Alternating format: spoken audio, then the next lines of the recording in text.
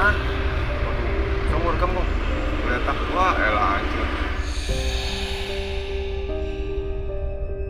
Tiba-tiba itu ambulan nyala, Kak. Apanya? Lampu rotatornya nyala. Astagfirullahaladzim, saya tuh. Saya sampai begitu security. Cukup iya katanya. Si teman saya ini bilang, mobilnya jauh banget gitu katanya. Mau pindahin ya? Ya udah terserah lo, pindahin lah. Dia lari, Kak, balik lagi. Demi Allah, demi Allah, ada lagi duduk tadi. Kalau nggak salah itu kilometer 53, udah rame. Oh ternyata ada kecelakaan, Kak. Nah si polisi itu berhenti duluan. Saya berhenti. Astagfirullahaladzim, saya ngeliat, Kak. Itu korbannya mengenaskan semua, Kak.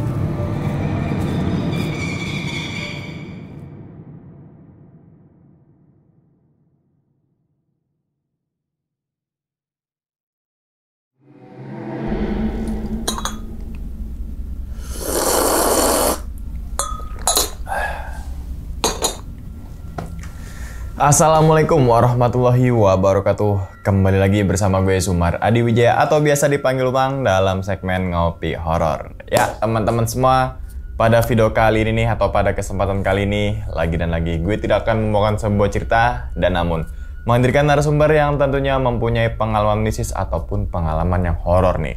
Nah di samping saya nih udah ada Bang Adi. Waduh abang, gimana kabarnya Bang Adi? Baik, Bang. Baik ya, alhamdulillah. Salam untuk teman-teman dan juga keluarga di rumah nih, Bang Adi nih gitu kan ya.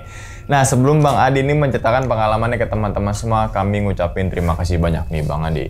Udah meluangkan waktunya datang ke sini gitu kan, padahal abis nganter pasien gitu kan, langsung ke sini gitu kan. Yang semoga aja nih teman-teman semua di balik pengalamannya Bang Adi nanti, teman-teman semua ini bisa diambil pelajarannya dan juga bisa diambil sisi baiknya gitu kan ya. Nah, ngomongin masalah pengalaman nih, Bang Adi nih. Bang Adi kan sekarang profesinya sebagai supir ambulan, gitu kan ya? Iya. Nah, dan ternyata ada satu video yang ditonton hampir 3 juta orang lebih. Iya, benar. Boleh dilihat dulu gak? Saya, videonya yang mana? Biar teman-teman juga nonton. Boleh gak? Boleh. Itu kejadiannya di tol Jakarta Merak. Jakarta Merak. Oke, coba ya.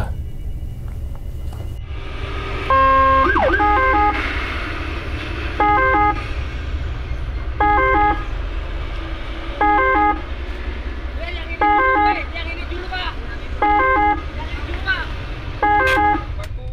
3,2 juta yang nonton gitu kan ya.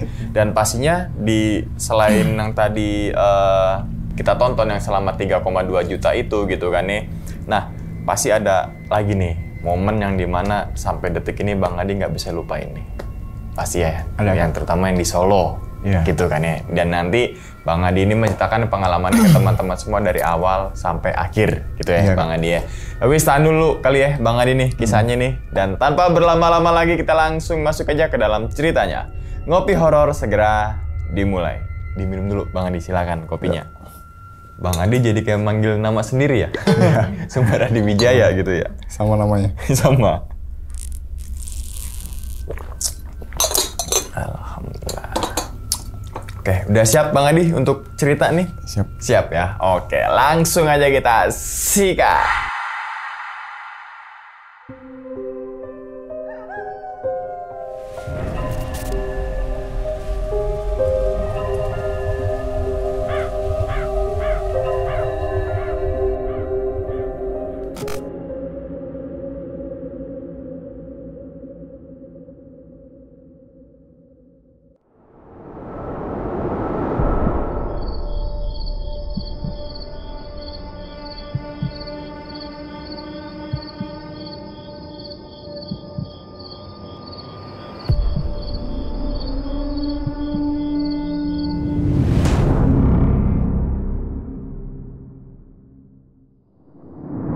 pertamanya saya kerja di rumah sakit. Waktu itu 2022 ada pembangunan rumah sakit di daerah saya. Waktu itu pas saya mungkin belum habis nggak ada kerjaan. Nah, waktu itu yang manggil saya Pak RW, nawarin kerjaan. Di situ kan ada rumah sakit baru tuh. Nah, mau nggak jadi driver ambulan? Pada nganggur kan kita. Akhirnya, oke, saya terima kerjaannya. Nah, saya datang tuh karena rumah sakit baru, langsung lah saya masuk di hari itu. Diterima tuh? Diterima langsung karena rumah sakit baru, belum ada pasien. Kita tuh buat nyari pasien aja tuh masih harus keliling. Ngadain bakti sosial ke lingkungan-lingkungan.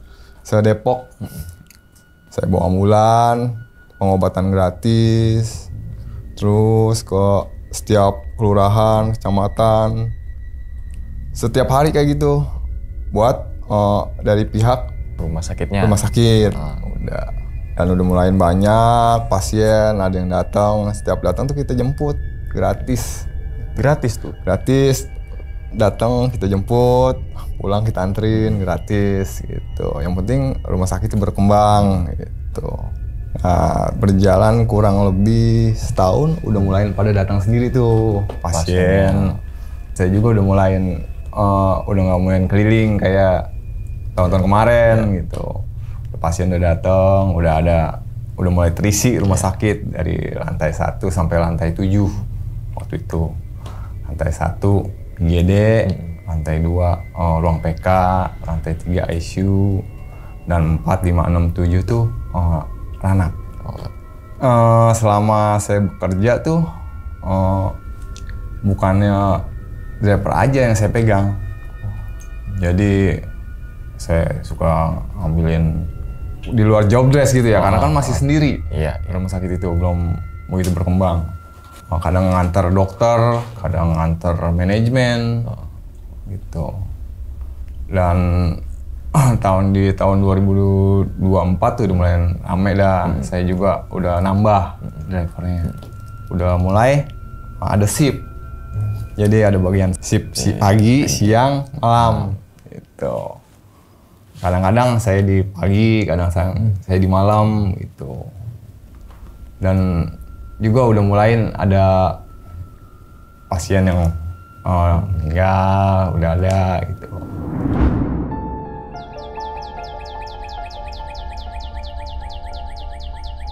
Pas waktu saya jaga malam, dulu kan di lantai 7 tuh masih penthouse. Jadi kayak lapangan gitu. Kayak lapangan. Biasanya sih anak-anak di situ kadang-kadang ya namanya anak karyawan ya pada rokok di atas karena kan sepi, nggak sembarang orang masuk gitu. Pas di saat maghrib tuh kadang-kadang udah ada yang berani di situ, Pak. Karena di situ sebelum rumah sakit itu berdiri, di situ tuh tanah kosong yang rawa, terus juga ada sumur tua, terus juga ada pemakaman, banyak pemakaman yang tertindih di situ yang nggak dipindahin gitu, Pak. Banyak, dan sumur juga masih ada. Nah, pada saat itu saya lagi nyari teman saya. Saya kan masuk malam nih, mau masuk malam. Nah, dia dari siang katanya di atas, lagi santai di atas, lagi ngopi-ngopi. Nah, saya samperin ke atas, ke posisi sekitaran jam 6:30 saya naik lift ke atas. Nah, saya pikir tuh dia gitu lagi apa? Lagi ngopi, madep ke depan, madep ke belakang, belakangin saya gitu, Kak. Nah, saya pikir dia tuh, saya mau panggil kok gede gitu badannya. Badannya gede banget. Nah, pas nengok begini tuh sorot matanya merah, Kak. Gitu. Udah, saya langsung gimana ya? Langsung panik. Ya namanya manusia mungkin gak ada rasa takut ya. Ada rasa takut ya. Saya langsung turun tuh, Kak. Pas saya dengar dari cerita security juga, itu emang kayak gitu sering kejadian di situ kalau di jam-jam segitu, karena kan itu kosong, Kak, di atas tuh. Setelah beberapa hari kegituan, ada perawat, Kak, yang kesurupan. Jadi dia bagian rekam medis, bagian rekam medis tuh dia ngurusin berkasnya si pasien. Iya. Waktu itu kan dia masih sendiri. Nah, waktu itu di IGD tuh langsung pada rame, teriak-teriak. Si bagian ini kena ini tiba-tiba nggak bisa gerak, kaku badannya kaku, nggak bisa gerak sama sekali. Udah dari lantai 3 tuh pada digotong ke IGD. Pasti saya lihat di IGD lah, ini kenapa? Saya kayak gitu ya. Nggak ada rekam medis, nggak ada nih bangetnya ya. Colek-colek, dicubit nggak berasa kak. Diginiin nggak ada rasa dia. Cubit nggak ada rasa. Udah, ini kayaknya kesurupan dok. Iya kayaknya Bang Adi gitu. Coba Pak RW panggil, dia kan tahu adanya, karena kan itu masih lingkungan namanya di kampung ya kak. Panggil lah Pak RW. Nah Pak RW agak sedikit bisa kak dia, jadi ngerti, paham. Jadi Pak RT udah suruh anterin aja ke kosannya. Nah udah saya siapin kan ambulan, saya bawa ke kosannya kak. Nah telepon keluarganya karena dia kan dari Cianjur kak, jadi dia merantau. Dia merantau ke situ, kerja di situ dan ngekos di sekitaran rumah sakit.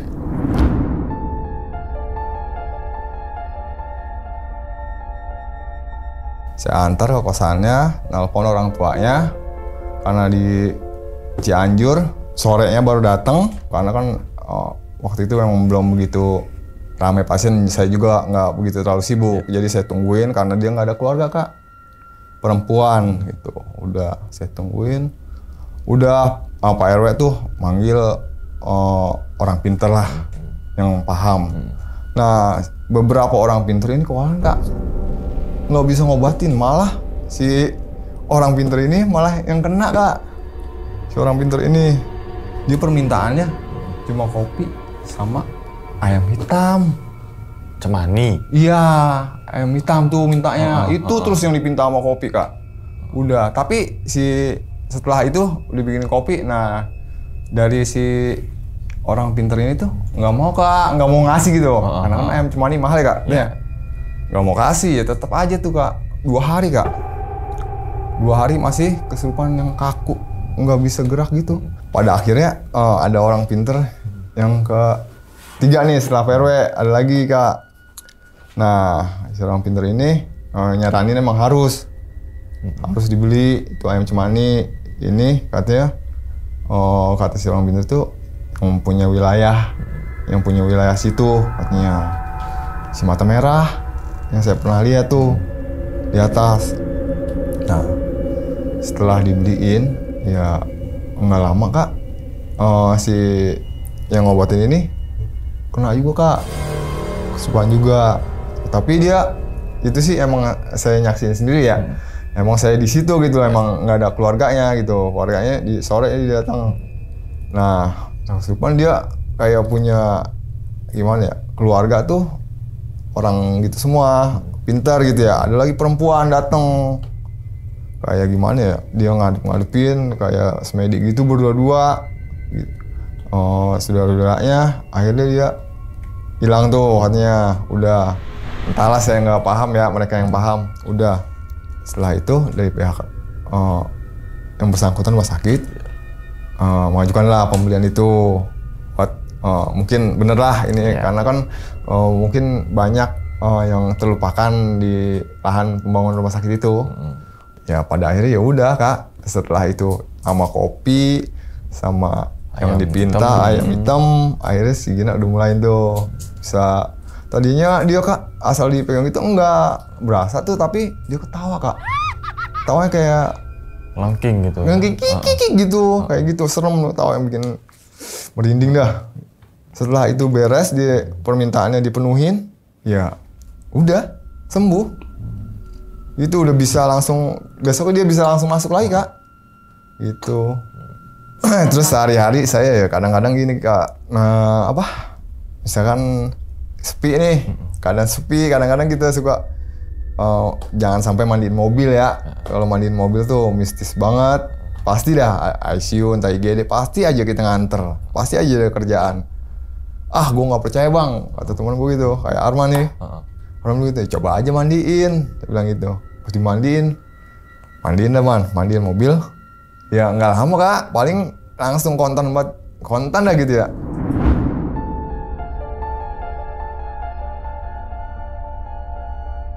Nah, waktu itu saya mandiin. Pertama gini, waktu itu saya masuk shift pagi. Mobil kotor banget nih, namanya ambulan rumah sakit Kak. Kan nggak enak dilihat ya, kotor. Saya mandiin tuh. Pas saya mandiin, pasti nih ada yang meninggal gini. Di pemikiran saya gitu ya. Udah saya mandiin tuh. Wah, bener baik Kak. Di hari itu sekali 4 Kak. 4 apa nih? 4 jenazah yang saya harus antar. Jadi saya nganter pertama, ya nggak begitu jauh sih, lingkungan-lingkungan, sekitaran sini aja gitu, Depok ya. Sekitaran Depok saya nganter jenazah 1 aman, nggak ada apa-apa. Saya nganter jenazah 2 aman, sampai jenazah ketiga juga aman. Di jam setengah 12 malam tuh jenazah keempatnya saya ingat. Saya nganter ke daerah Citayam. Jadi itu nggak seperti biasanya saya nganter. Jadi saya nganter, minta ditungguin juga Kak. Katanya langsung, nggak lama, langsung dimakamin. Sebenarnya sih itu bukan tugas kita Kak, kalau nganter pemakaman. Tugas kita nganter ke rumah pasien. Karena mungkin saya ngerasa nggak enak atau kayak gimana, kasihan Iba. Ya akhirnya saya mau lah nunggu, nggak berapa lama Ibu, soalnya kan saya masih tugas. Saya bilang gitu, iya nggak lama deh. Udah di jam 1:30 saya anter tuh ke pemakaman Kak.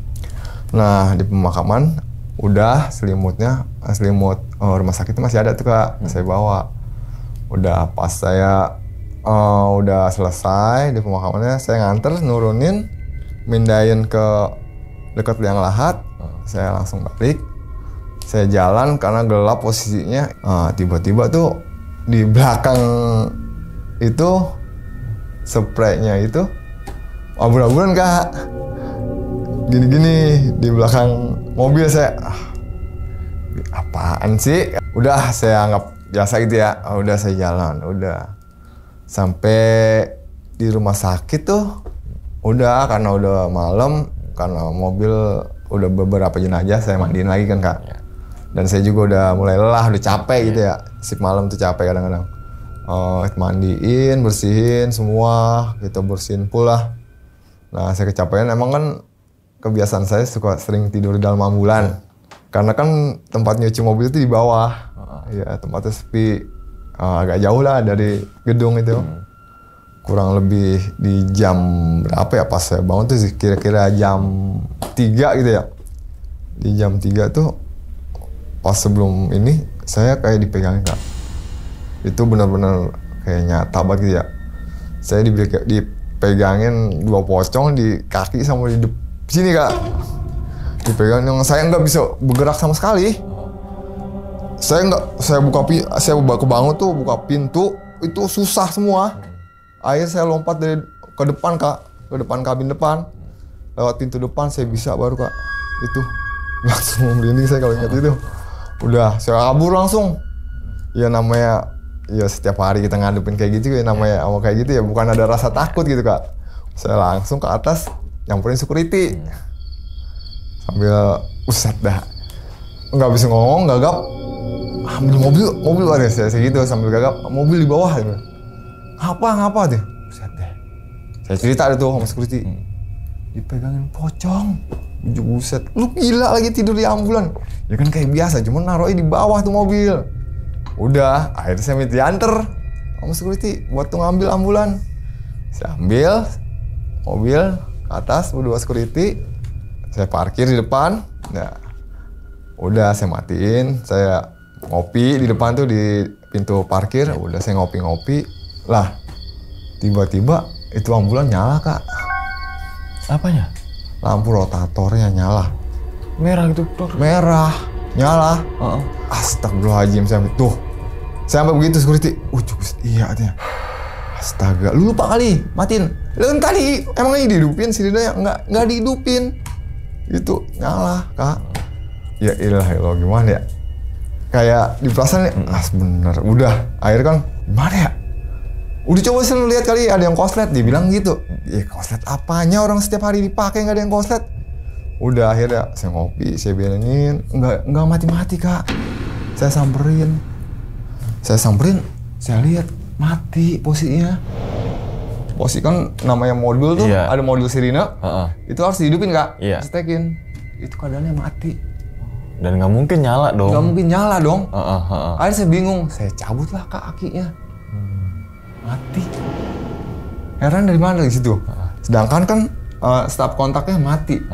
Stop kontak mesin. Stop kontak mesin Modul juga mati. modul juga mati gitu loh. Berarti kan dari mana nih suaranya nih? Itu dia Nyalanya Kak. nih Iya, gitu. yang saya heran sampai sekarang. Itu. Oh iya mungkin ya namanya dunia kayak gitu. Saya tadinya orang yang nggak percaya sama gitu nggak. Bener-bener. Namanya kayak gitu saya masih bodoh. Tapi setelah kerja di rumah sakit, saya baru benar percaya gitu. Oh tuh mistis itu ada. Oke. Benar. Begitu Kak, pengalaman horor saya selama di rumah sakit gitu. Yang di rumah sakit tuh yang saya alamin.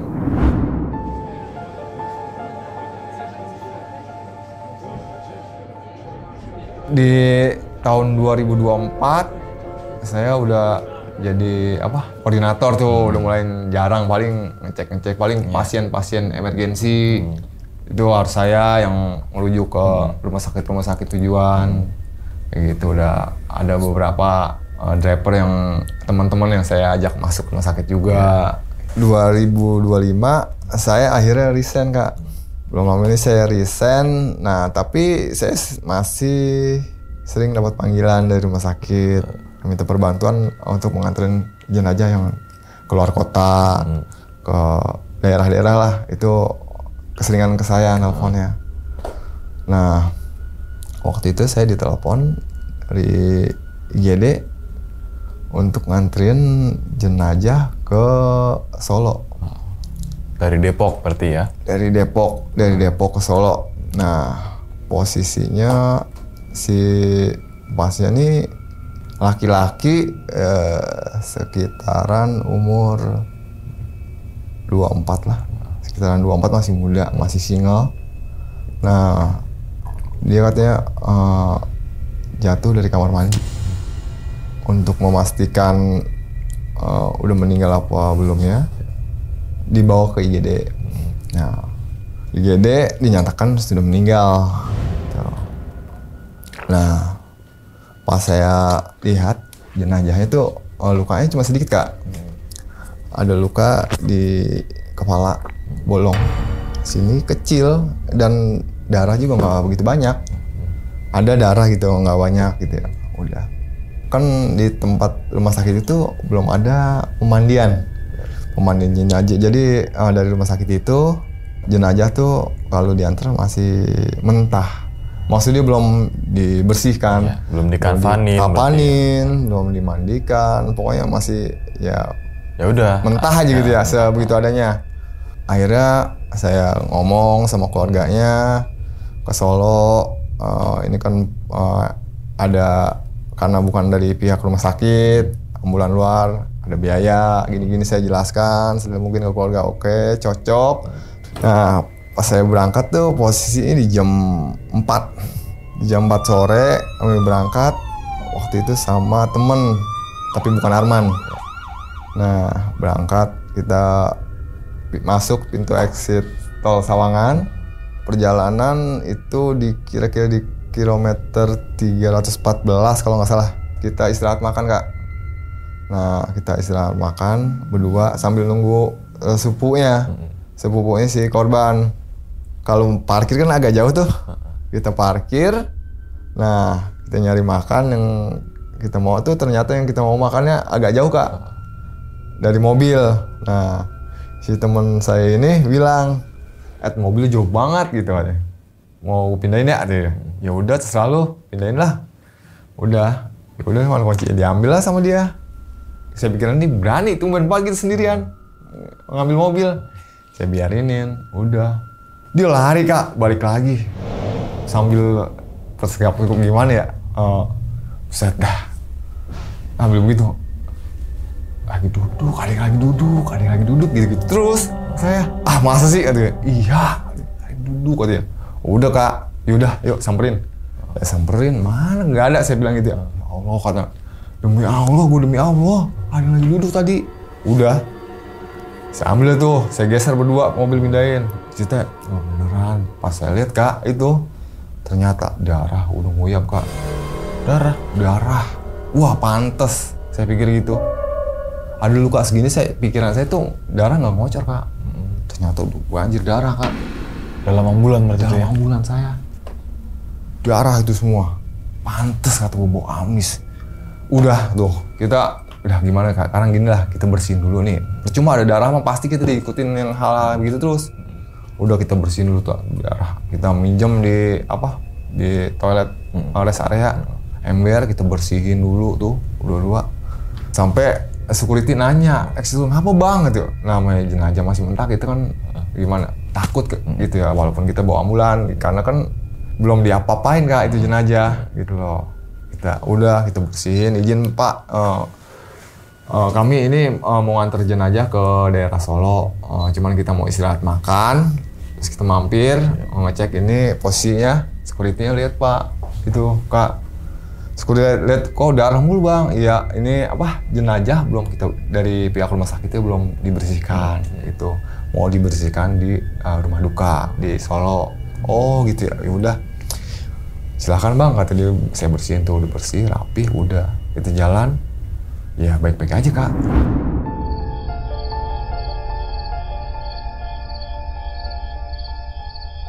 Pas sampai Solo tuh, pas sampai rumahnya, itu nggak ada siapa-siapa kak.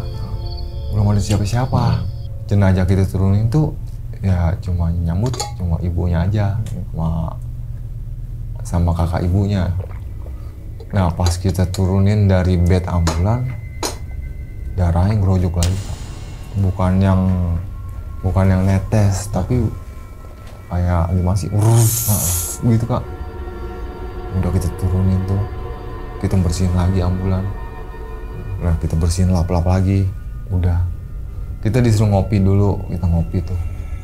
Gimana ya nih, waktu itu namanya teman saya, Bastian. Bas gimana nih Bas? Pulang kan? Iya ya.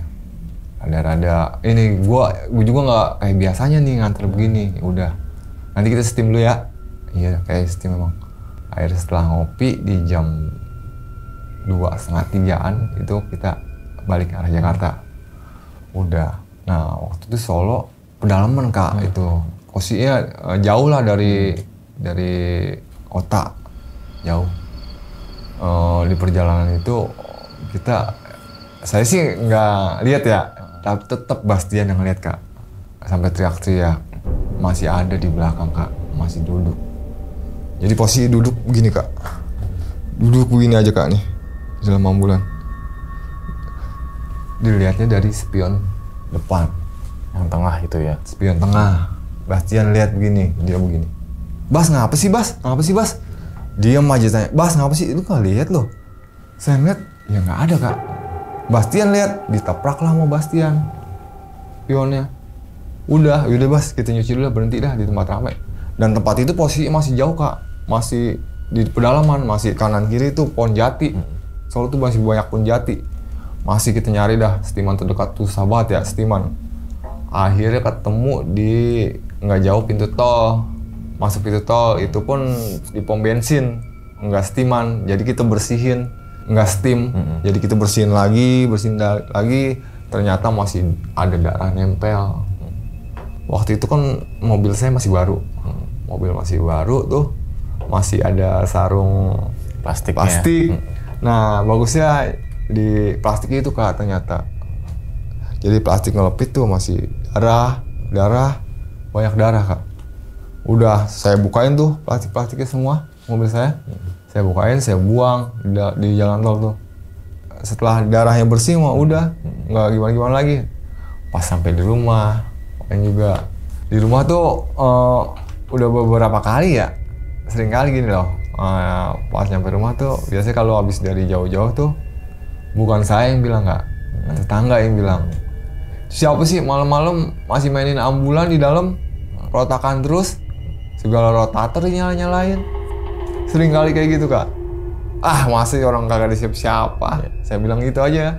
Kadang-kadang itu kerotakan terus, bukan satu orang dua orang yang bilang gitu. Karena kan posisinya garasi ambulan tuh sama tetangga depanan. Jadi di depan saya taruh gitu.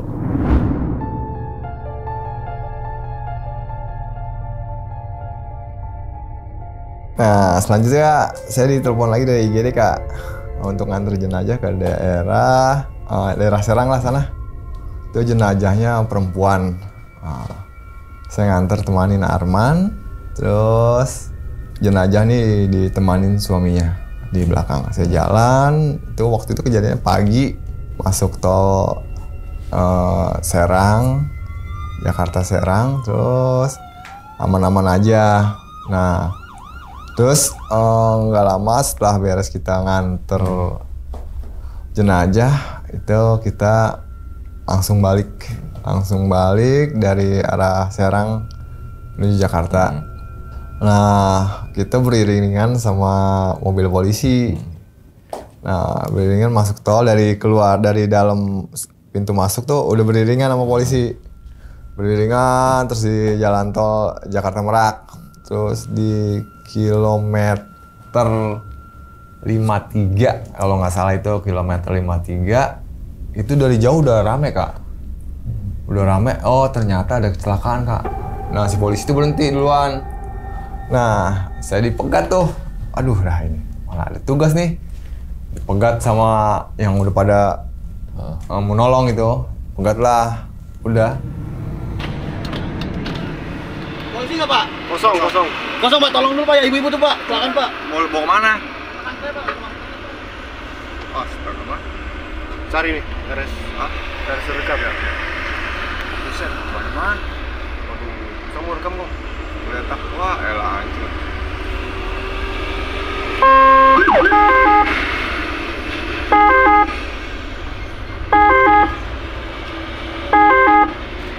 Yang ini dulu Pak. Yang ini dulu Pak. Bantu, bawa dulu.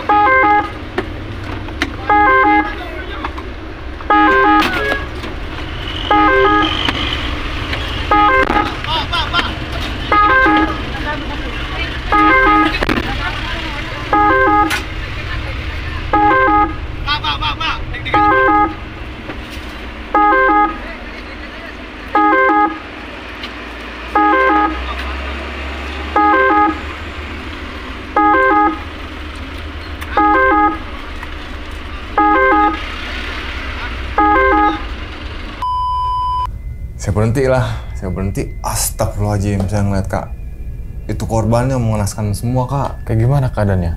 Jadi yang perempuan itu nyangkut di pohon Kak. Nyangkut di pohon, keadaannya itu benar-benar udah gimana ya? Iya. Badan tuh udah nekuk gini ya, tapi saya lihat masih punya. Nah, yang kedua tuh ibunya. Ibunya di seberang sebelah sana Kak. Masih teriak kesakitan. Saya turun, saya buka pintu belakang buat ngeluarin skop. Iya. Saya lihat, saya tolong ibunya dulu. Saya dua Arman, kejadiannya sama Arman. Kita langsung samperin si ibunya. Saya lihat Kak, wah astagfirullahaladzim, saya lihatnya Kak. Kenapa? Bolong Kak. Ini bolong. Bener-bener bolong. Tapi si ibu masih sadar. Udah, Man. Coba lihat ini Man. Saya lihat lah yang si satunya lagi, yang si anaknya. Saya lihat, saya nggak berani angkat Kak. Iya. Saya nggak berani, saya lihat, astagfirullahaladzim. Nancep kayu. Jadi di sini tuh dia nancep. Nancep pohon hidup. Masih ada daun Kak. Itu pohon. Nancep di sini. Saya masih ada fotonya, semua masih ada. Nancep di sini tuh. Kita nggak berani angkat Kak. Karena kita angkat, itu kita malah ngebunuh dia. Iya. Saya udah teriak, jangan diangkat. Tapi namanya orang awam, orang warga. Iya. Dia angkat Kak. Itu si yang cewek nancep itu. di Iya, pohon. dia angkat. Saya pas evakuasi ibunya, saya angkat ke skop, ibunya saya gotong bodo aman. Si anak yang itu, yang cewek yang nyangkut di bambu, diangkat. Yah, saya pikir meninggal ini. Meninggal. Udah, saya taikin si ibunya ke mobil, saya taikin si yang ada dahan pohon ini, yang cewek itu digeletakin di belakang ambulan. Disuruh bawa, nggak bisa Bang, nggak berani saya bawa itu, saya bilang gitu, nggak berani. Udah, ini karena ini kan jalan tol, ini ada ini Bang, Iya. ada ambulan khususnya. Nggak berani Bang saya angkat, ini saya selamatin ini dulu Bang. Saya tutup pintu langsung, saya jalan. Gitu. Saya nggak bawa yang cewek itu, karena udah nggak ada di situ juga, saya lihat. Udah nggak ada respon, saya lihat, saya gini, udah nggak ada respon, udah Saya selamatin yang masih hidup. Ibunya saya bawa ke rumah sakit terdekat. Itu posisinya saya lihat Google Map. Itu posisinya dapetnya rumah sakit. Akhirnya saya bawa ke sana. Keadaan posisi jalanan macet, daerah situ macet parah. Sampai IGD langsung saya turunin, langsung saya bawa IGD, langsung ada abang security, udah kecelakaan.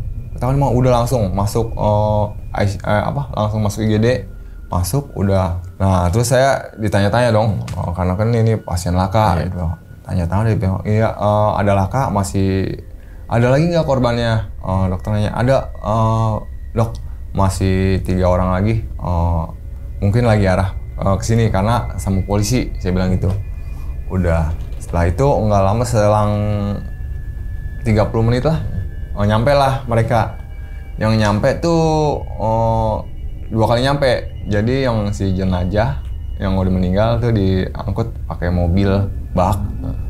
Nah, yang si ayah sama anak laki-lakinya yang bawa mobil itu diangkut sama ambulan Jasa Marga.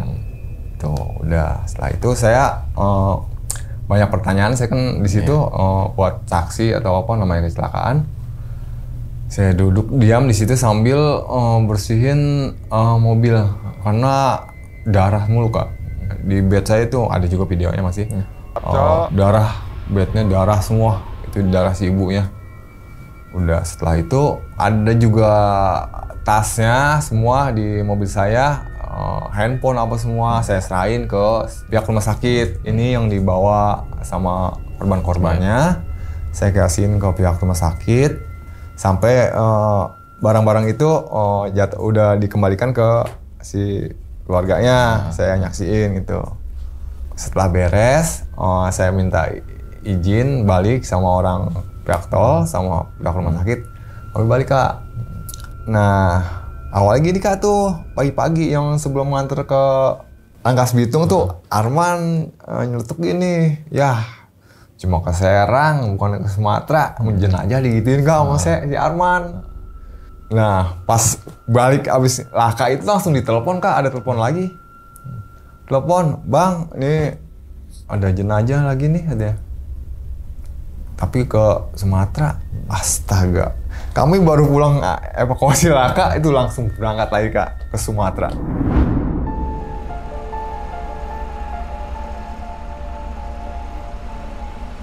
Jadi udah, setelah itu saya langsung lah berangkat lagi ke IGD.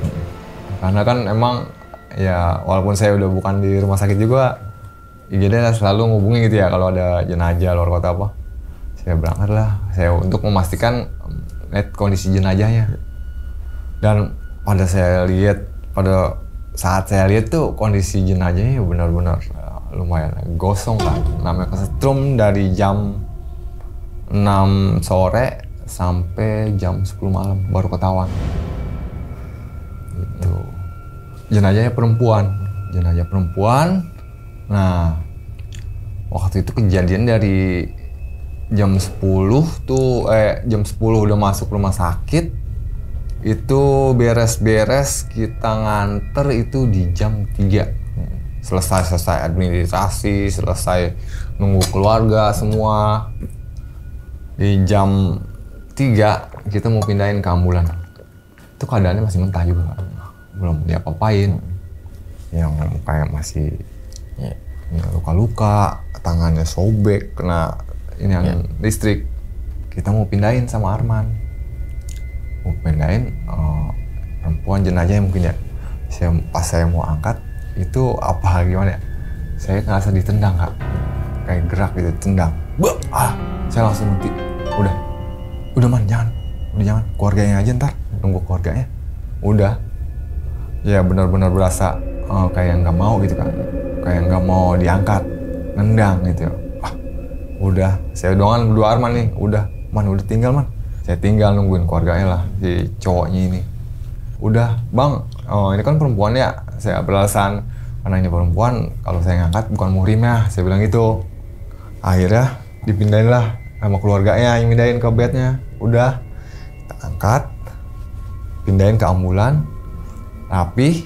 Nah, itu Itu kita masih nunggu 1 jam lagi, nungguin keluarganya buat ngambil pakaian.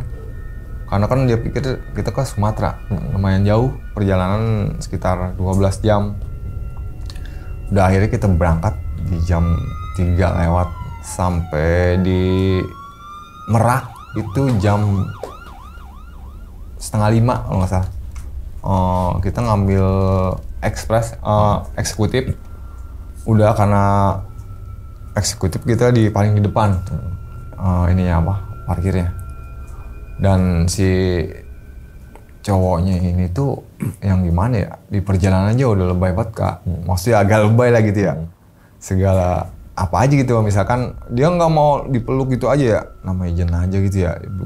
Ya emang mereka tuh baru mau niat merit, dia ya udah punya rumah, baru mau niat merit gitu. Tapi kenyataannya lain gitu loh, ceweknya meninggal. Itu segala, bang tolong dong AC-nya digedein karena dia kan nggak suka panas bang, yang kayak gitu Kak. Bang itu jangan ngebut-ngebut dong bang, dia paling nggak suka ngebut bang, kayak gitu. Dan di kapal tuh dia nggak mau turun Kak. Kita bingung, namanya di kapal kan kita harus turun di mobil, dia nggak mau turun di dalam sama jenazah cowoknya.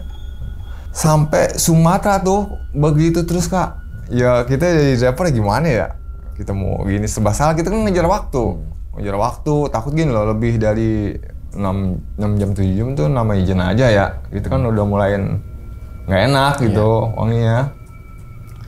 Udah akhirnya kita sampai di sana tuh, turun dari kapal kita langsung berangkat tuh, sampai di sana sekitar mau maghrib. Kita sampai di rumah duka tuh, posisinya Muara Karang, Morenim, Lampung gitu ya. Palembang. Palembang, Morenim ya. Palembang gitu, sana tuh. Udah setelah itu kita mau balik tuh nggak diizinin sama keluarganya. Katanya capek, istirahat dulu. Udah kita nurutin dah ya, namanya perjalanan jauh juga, perjalanannya emang lumayan serem Kak. Perjalanan sana tuh lumayan ekstrim, banyak hutan-hutan gitu ya. Nggak berani kita juga. Udah akhirnya kita bermalam di sana, disediain kamar, pokoknya dijamu dengan baik dah sama keluarganya. Keluarganya benar-benar, namanya orang Palembang mungkin keluarganya bersatu buat gitu ya Kak. Merangkul satu sama lainnya, enak gitu. Akhirnya kita bermalam di sana. Nah paginya kita izin pamit, setelah dikasih sarapan, ngopi, apa semua, kita izin pamit tuh buat balik. Itu kita balik aja masih dibekalin banyak makanan, minum, semua dibekalin sama keluarganya. Udah kita izin pamit balik, seperti biasa, nggak ada apa-apa, normal. Sampai rumah tuh kita malam, sekitar jam 10 lah, 10 malam sampai rumah.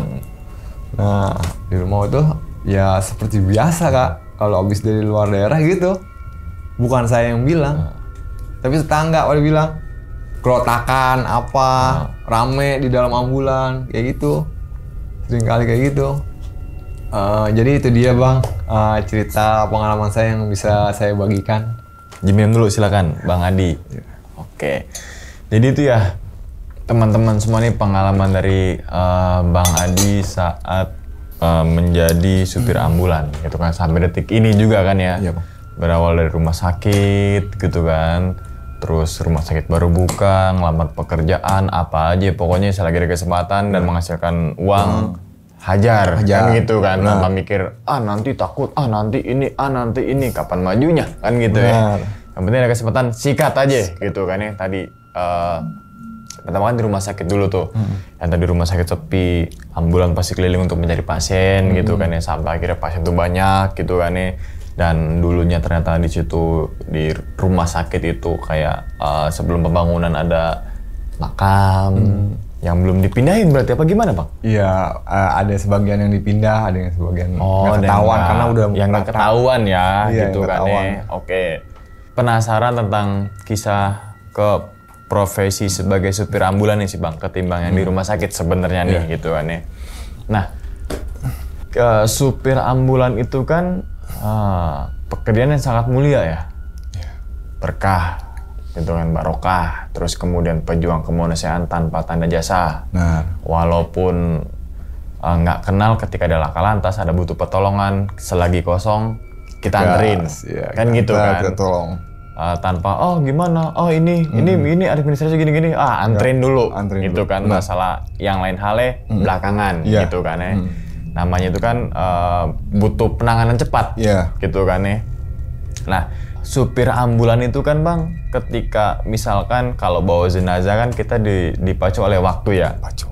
Karena kan yang tadi kondisi jenazahnya kan belum dimandiin, belum dibersihkan. Yang tadi kalau kata Bang Adi itu masih mentah lah, ya masih keadaannya kayak gitu dah. Berarti kan sepatnya untuk mandikan gitu kan. Konotasinya kan ke situ. Kalau jenazah yang udah dimandikan, udah dibersihkan gitu kan, pasti bawa ambulannya kan agak nyantai ya. Ya kan gitu pasti ya. Benar. Ketika ada yang belum nih, ambulan cepet banget padahal mobil jenazah. Berarti tuh kemungkinan di dalam situ jenazahnya yang belum dimandikan dan belum dibersihkan, jadi harus ada tindakan cepat. Ketika nyampe rumah duka langsung dibersihin, langsung dikuburin, kan gitu kan ya. Oke, nah berarti kan itu kan di bawah tekanan tuh Bang. Iya kan, dipacu waktu, bawa entah itu jenazah, entah itu korban laka lantas, entah itu orang sakit, kan butuh pertolongan cepat. Ambulan itu kan cepat, tapi aman dan nyaman. Gitu kan ya. Dalam arti cepat tuh bukan cepat ugal-ugalan. Nah, ini kan harus garis bawah ini gitu kan ya. Pasti setiap supir ambulan kan kasih pelatihan cara pembawaannya kayak gini, nggak sembarang asal jik-jok. Pasti kan gitu kan ya. Nah, gimana Bang mensiasati bahwasanya ketika bawa jenazah dipacu sama waktu ataupun bawa pasien yang butuh pertolongan cepat, Abang masih bisa mikir untuk cepat tapi aman dan nyaman untuk yang di belakang gitu loh.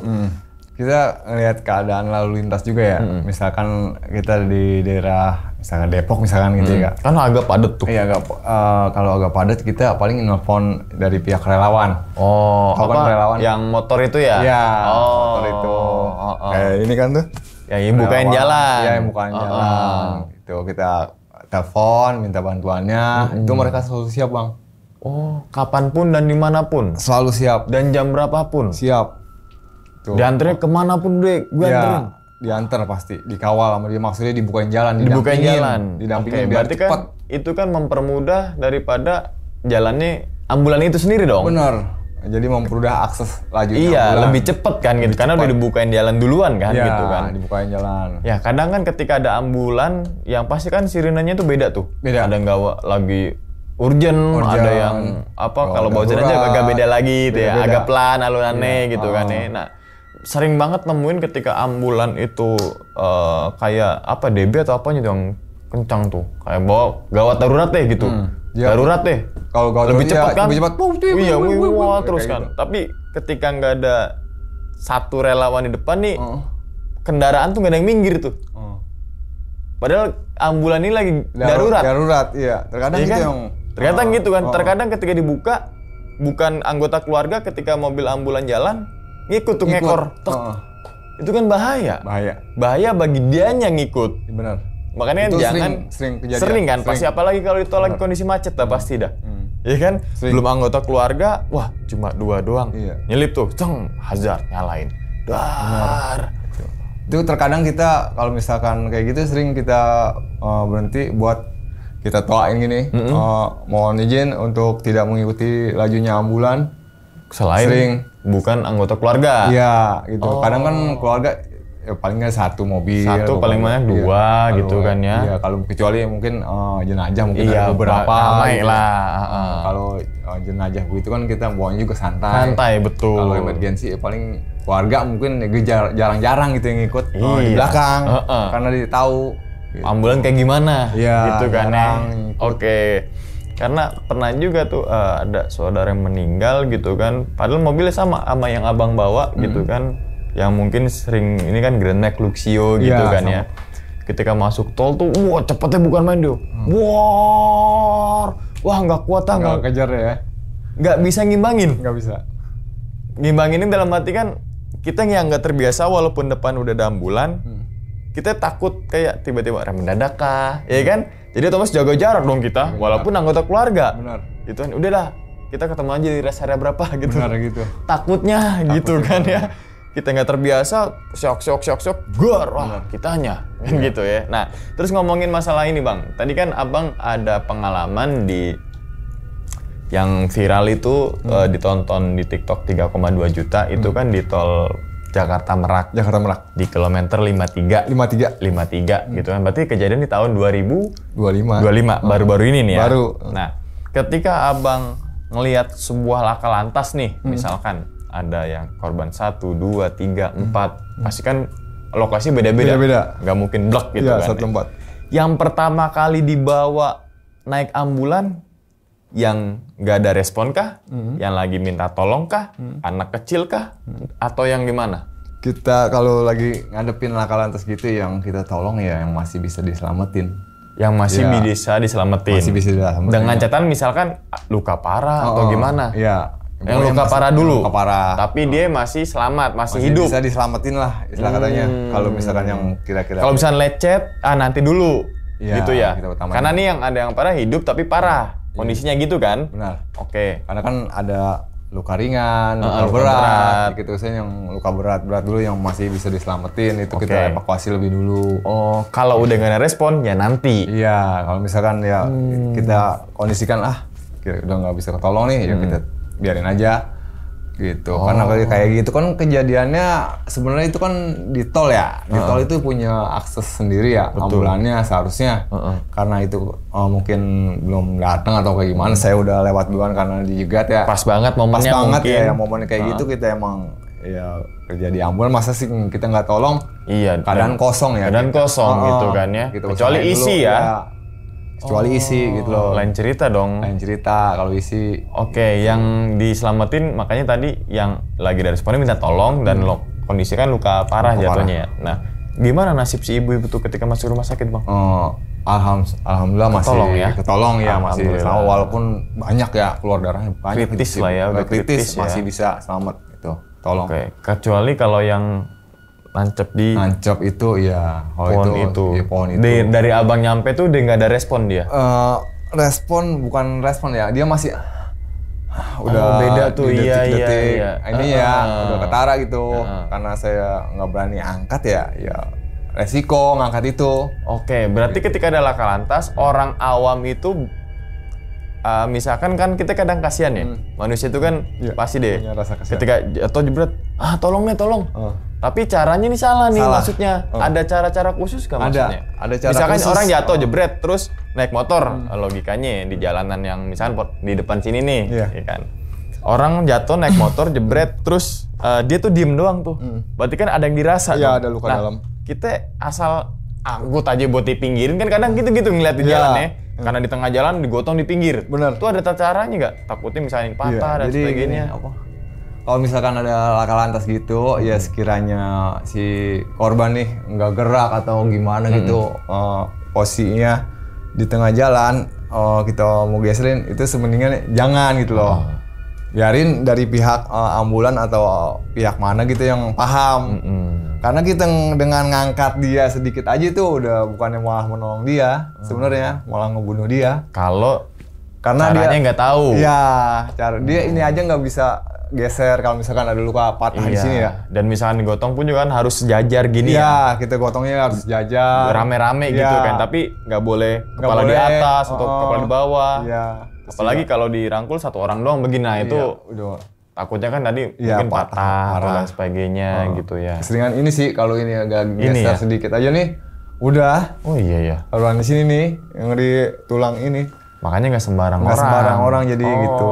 Makanya pas kejadian di tol itu saya teriak jangan diangkat. Tapi namanya warga ya. Karena dia mungkin kasihan kan. Iya, saya udah teriak-teriak padahal. Nancep ditarik kan, iya. Malah lebih. Karena posisinya gimana ya? Kayak ketekuk, berarti kan kayak udah ada sebagian tubuhnya patah. Ketekuk banget, bagian tubuhnya itu udah pasti patah. Terus di sini dia nggak ada luka darah soalnya, nggak ada berdarah. Di sini aja nancep, jadi nancep dahan pohon gitu. Berarti kalau diangkat bisa keluar tuh? Oh kalau diangkat? Iya. Iya kan? Fotonya Kak. Coba boleh. Yang di nancepnya? Iya nancep ini. Waduh. Ya coba ya. Ini masih muda banget Kak. Nah. Wih. Sampai rumah sakit pun dahan pohon itu Masih ada. masih ada. Masih ada. Tapi nggak ada darahnya ya? Nggak ada. Oh, berarti yang diangkut itu pohonnya dipotong? Enggak, udah potes kayak gini, Kak. Di sebelah kiri, teman-teman jangan bayangin ada satu. Di video kan ada tuh, paling pertama dia di sebelah kanan tuh. Kanan. Itu dia posisinya. Ini dahan yang runcing ya. Sini tuh banyak daun-daun. Dan ini fotonya di rumah sakit, bukan di tempat kejadian. Iya. Apalagi tempat kejadian Karena kan gitu. Di tempat kejadian saya mana sempat moto-moto evakuasi dulu Langsung, tolong. betul. Iya. Oke. Nah, itu nasibnya jadi gimana? Meninggal atau gimana? Meninggal. Jadi emang pas udah di rumah sakit juga udah nyatain meninggal. Oke, ya Udah. semoga dengan video ini kan banyak orang mendoakan almarhumah ya, gitu kan ya. Oke, nah terus kemudian nih Bang, kalau mendengar laka lantas jadi apa ya? Kalau di jalan tuh harus lebih hati-hati gitu ya. Harus jangan kebut-kebutan. Emang semua itu kan atas kuasa Allah kan gitu kan ya. Tapi alangkah baiknya udah kita hati-hati, jangan ugal-ugalan dan sebagainya gitu kan. Oke, nah balik lagi ke pengalaman ini Bang Adi nih. Pernah gak Bang antar jenazah sendirian? Pernah. Kemana paling jauh? Sendirian lo ya? Oh, nggak jauh sih, tapi di daerah Bogor. Daerah Bogor, tapi kalau misalkan malam bawa jenazah lumayan tuh. Lumayan. Posisinya jam 4 sore, tapi arah baliknya malam. Arah baliknya malam. Malam sendirian. Ada gangguan nggak di situ? Gangguan sih enggak. Cuman ya jenazah baru meninggal itu baunya kayak jenazah yang udah beberapa hari, Kak. Oh, kayak apa? Busuk apa gitu? Oh, busuk. Bener-bener itu. Padahal baru beberapa jam. Beberapa jam. Tapi kayak jenazah yang udah berhari-hari. Udah berhari-hari. Oh. Jadi gini, saya nganter. Berarti maaf, seharusnya kalau jenazah baru berapa jam tuh nggak terlalu bau ya? Ya enggak, Kak, nggak bau. Walaupun yang tadi keadaannya masih mentah gitu. Iya, walaupun Tanpa ada penyakit misalkan gula gitu ya, yang bau gitu. Tapi nggak baunya sebau bangkai gitu. Kalau bau bangkai binatang gimana gitu ya? Bau. Iya, bangkai tikus aja udah bau banget. Bau. Jadi saya antar ke daerah Bogor itu, Kak. Antar ke daerah Bogor, dari pergi sampai pulang tuh baunya nggak hilang. Oh. Bener itu pengalaman saya yang paling gimana ya, baunya bener-bener bau banget itu. Pas, berarti ketika bau kayak gitu atau mungkin dia itu ada darah, langsung cuci dong ambulan tuh? Nggak ada darah. Oh, nggak ada darah? Nggak ada darah. Jadi dia meninggal tuh sakit. Meninggal sakit, Kak. Meninggal sakit, kita antar ke daerah Bogor itu dari pas pertama masuk ambulan kayak saya aja gitu ya, mungkin yang nyium, tapi nggak ada yang nyium itu baunya.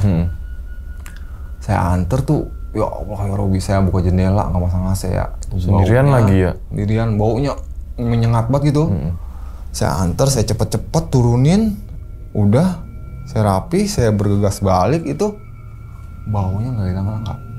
Masih tuh. Saya berhenti lagi, Kak, di tengah-tengah jalan. Saya berhenti, saya bukain semua tuh ya. Saya bukain semua. Jendela-jendelanya? Iya, karena saya sendirian ya, manusia pasti ada rasa iseng. takut, iseng. Saya telepon lah teman saya tuh, Kak. Saya telepon teman saya itu escorting. Saya telepon. Udah saya telepon dia datang. Udah dia cerita gini-gini, bau gini, dia bilang gitu. Jadi bukan si, mungkin pemikiran dia bukan si jenazahnya yang bau, tapi emang ada yang ngikutin, Kak. Ngikutin. Oke, kalau pertanyaan dibalik, pernah nggak bawa jenazah yang kondisinya wangi? Pernah. Oh, wangi bukan wangi parfum loh ya? Iya. Jenazah, emang kadang-kadang gini, Kak, kita bawa jenazah nih, ada yang dibawa berat banget, Kak. Bermacam-macam lah. Macam-macam yang saya alamin. Ada yang wangi, enteng, mobilnya enak. Saya pernah itu pengalaman sama nganter jenazah sama security. Itu kayak bawa mobil aja kayak belajar jadinya, Kak. Gimana ya bawa mobil juga? Kayak gok gitu ya? Iya, kayak limbung. Limbung. Iya. Allah, security apa ngomong, kayak belajar sih bawa mobil. Sampai bilang gitu, Kak. Jadi saya gini lah, oh iya, ini namanya kekuasaan Allah ya. Ada gitu yang jenazah dibawanya enak, enteng. Ada yang berat ya, benar-benar berat. Ya namanya mungkin udah banyak banget jenazah diantar gitu. Bener. Pasti kan beda-beda tuh. Iya. Oke, nah kalau misalkan jenazah tanpa identitas Bang? Jenazah sampai identitas pernah Kak. Nah ketika jenazah tanpa identitas, lariin ke rumah sakit atau ke langsung pemakaman atau gimana? Kalau kayak gitu? Jadi jenazahnya udah di rumah sakit Kak. Oke, rumah sakit tanpa identitas. Iya. Di bawah nih Pak Adi misalkan, nih tolong Iya. ke pemakaman. Pemakaman nih pemakaman Mana terdekat gitu. apa Iya, gimana? Pernah. Oh. Iya, saya minta izin, kadang sama lingkungan. Oh sampai ngurusin juga kalau Ngurusin situnya. Kak, itu tugas ya udah sekalian mungkin ya. dia Oke, wajib, jadi kayak pada intinya walaupun jenazah tanpa identitas tapi dikubur dengan layak. Layak. Administrasi untuk pemakaman juga ada. Ada. Oh. Bukan berarti ketika jenazah tanpa identitas yang penting kubur aja, enggak Iya, begitu kan? enggak gitu Oh, kita. Oke, jadi teman-teman juga tahu nih Ada gitu kan. ya, ada bagiannya kita lingkungan, Lingkungan. buat masyarakat yang misalkan tanpa identitas, ada jatah-jatahnya Kak. Oh, Gitu ya. oke. Karena ada kita. Nah, kalau jenazah yang paling mengenaskan selain di Balaraja, Sekalian di Balaraja. yang paling ngenesin banget keadaannya, aduh sampai kayak Bang Adi tuh sampai nangis gitu loh, sedih. Mungkin laka lantas kebanyakan deh pasti. Kebanyakan ini apa? Saya pernah ngalamin pasien jatuh Dari dari pohon kelapa, remuk dong. remuk.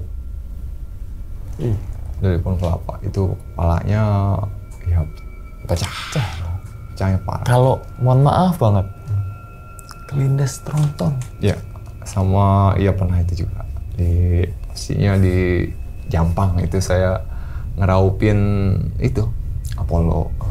Jeruan-jeruan ya? Iya.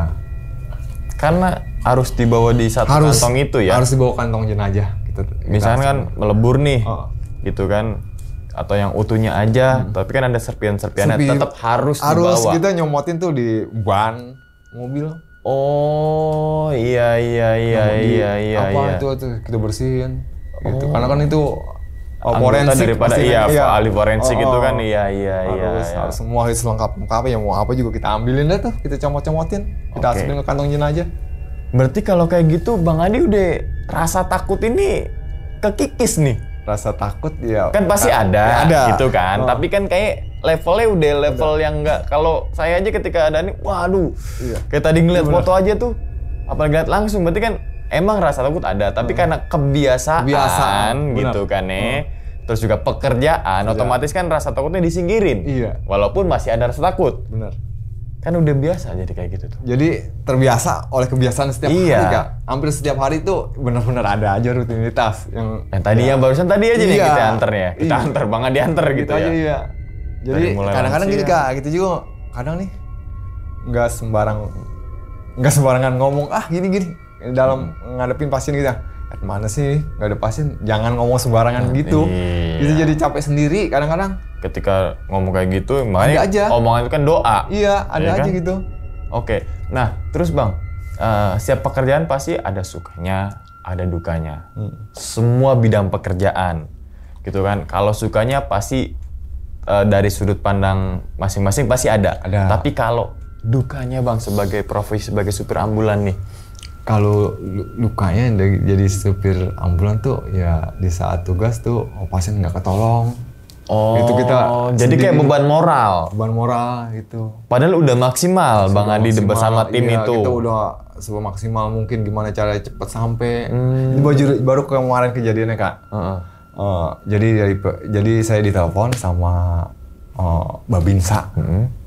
Saya ditelepon sama Babinsa itu ini yang Babinsa sendiri mertuanya. Mertuanya. Bang Adi, cepatnya ke rumah ya. Ini ibu mertua saya keadaannya emergency banget nih. Saya langsung merapat. Udah, mau dibawa kemana Pak? Rumah sakit yang biasa aja. Wah, saya bawa langsung. Udah, sampai saya bawa ke sana. Keadaannya full bed, penuh. Udah, saya ambil inisiatif.